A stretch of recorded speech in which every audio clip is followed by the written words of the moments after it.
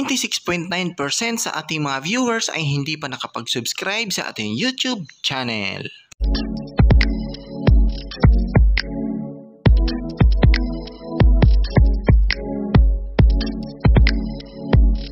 Disclaimer: this channel does not promote or encourage any illegal activities.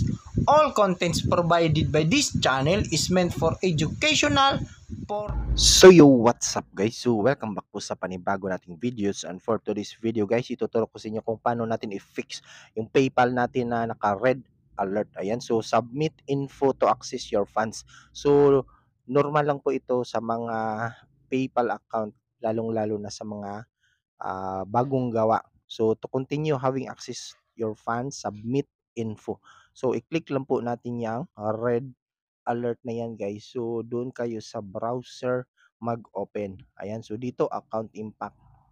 So hindi tayo makapag pay using PayPal, at hindi din tayo makapag-send ng money, at hindi rin tayo makapag-withdraw. So yung resolve na nakalagay guys ay i-fix po natin yan. So first, dito natin i-click yung any other proof of fulfillment. So dito ilalagay natin yung describe how you fulfilled the order. So ilalagay ko yung description nito sa comment or sa description guys. And then is yung screenshot natin na name ng ating inorderan. So dalawa po yan, may nakalagay na pangalan. And then i-click natin yung any other proof of fulfillment, and then yung screenshot ng pangalan na nagpadala or nagbayad sa atin. So yan po yung ilagay natin, yung the service was delivered electronically, thus it's an intangible good, does not require shipping, and as seen in attachment, transaction was completed. Ayan, so after po natin ma-type yan, i-browse files natin, and then click natin yung submit. Then click natin yung submit. Ayan, so pag naka-check na guys, automatic po yan na na-resolve na po yan. Then maghihintay lang po tayo ng ilang araw.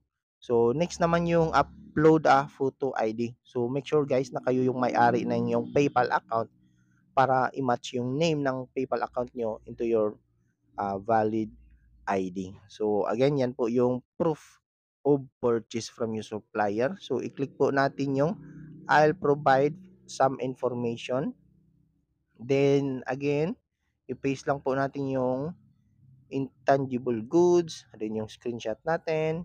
Ayan, then click natin yung submit. So parehas lang po yung ilalagay natin lahat guys, kasi nga intangible goods po yung services natin. So mostly sa mga gumagamit ng PayPal account is wala po silang wala pong products na dumadating. So mostly is naka-services po yan, or naka-goods.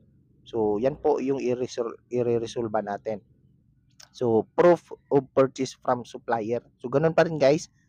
Yung ilalagay natin is I'll provide proof for the items sold for the order. So screenshot po yung or i-download nyo po yung PDF file ng pangalan ng inyong supplier or nagbayad sa inyo. So yun po, may nakalagay po doon na print details, or pwede nyo po puntahan doon. So dito, provide more info on your transaction. So ganun pa rin guys.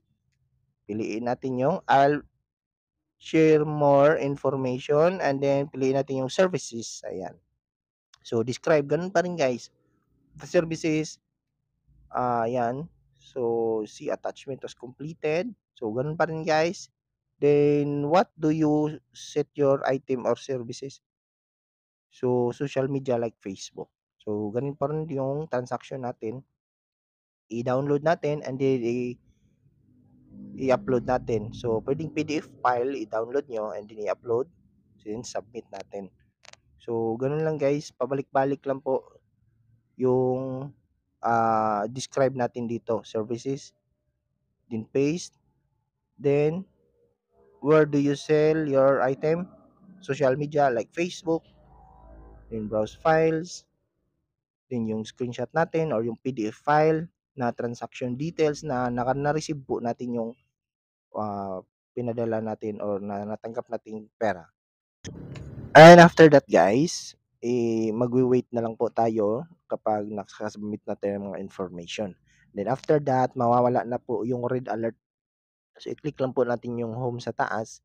And pag nawala na po yun, so ibig sabihin, na-fix na po natin at na-restore na po yung account natin.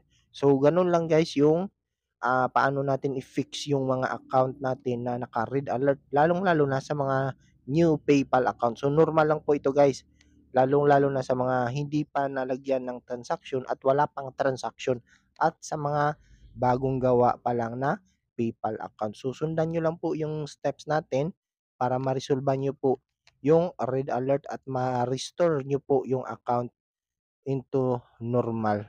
So, yun na po guys. So, kung may katanungan kayo sa ating video, pwede kayong mag-comment. Pwede kayong mag-PM po sa akin para tutulungan ko kayo guys. So, follow for more tips.